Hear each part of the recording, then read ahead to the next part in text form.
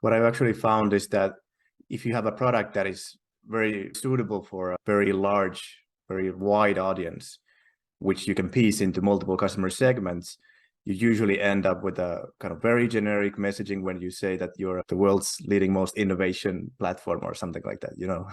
So have you ever given any thought on using website personalization using Vainu data for bringing in different experiences to different visitors when they come to your website and really showing each segment that this is our value proposition for you specifically?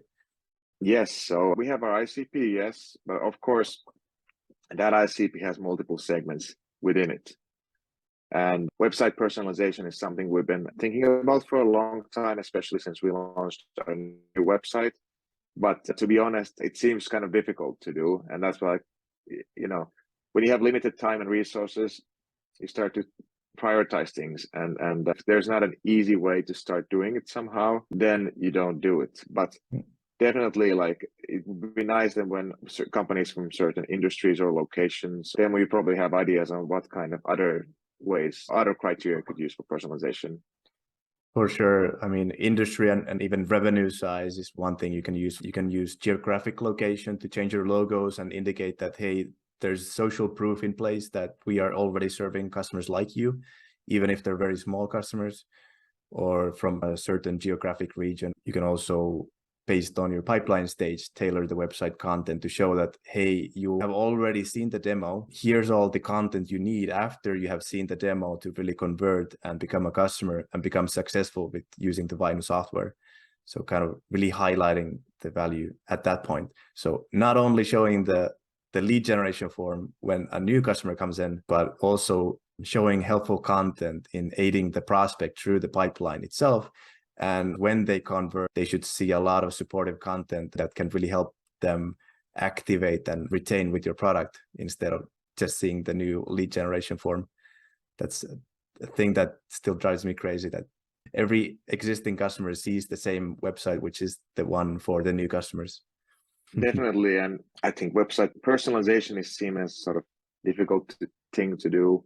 But obviously, like, we've been discussing about market tailor, and it definitely is on our roadmap because I have a place to start with. What do you think makes website personalization difficult? I think whenever there's something new that you have to plug into your website, even though we have a great partner, HubX, who does all the technical stuff in our HubSpot CMS, website personalization sounds like a huge technical implementation and a huge content implementation. And that's why we haven't really been prioritizing that. But obviously the value is huge. But then again, I'm talking to you here, and you've been talking to me about there is a better and easier way. Yeah. So definitely, but I think the biggest problem has been like that. We think about the technical implementation, the content implementation, but if that's easier these days, then that's definitely something interesting.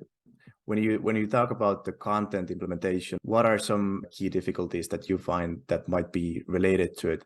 Because if you think about what kind of things we run into constantly is that customers don't know which segments to create, and they don't know how big those segments are, how they're converting, should they even be personalized, and what kind of content to create for that specific audience. My answer to that latter question is that talk to your salespeople. They know what kind of things resonate with that prospect the best. This is some things that usually work with this type of segment.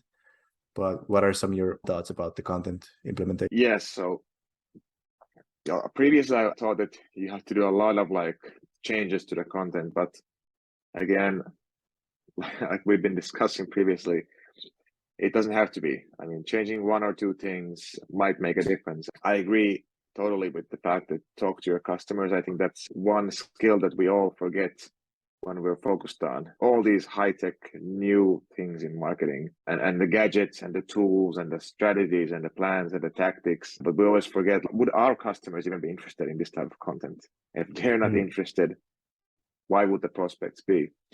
But yeah, so talking with your customers, finding out like what resonates with them, and then making one or two changes and testing it out. Starting with the low-hanging fruits and then iterating based on that. That's what we recommend. Testing out different levels of personalization. So first you change the hero section of your website, and then you go a bit further and change a bit different things. For example, customer references, customer logos, things like that.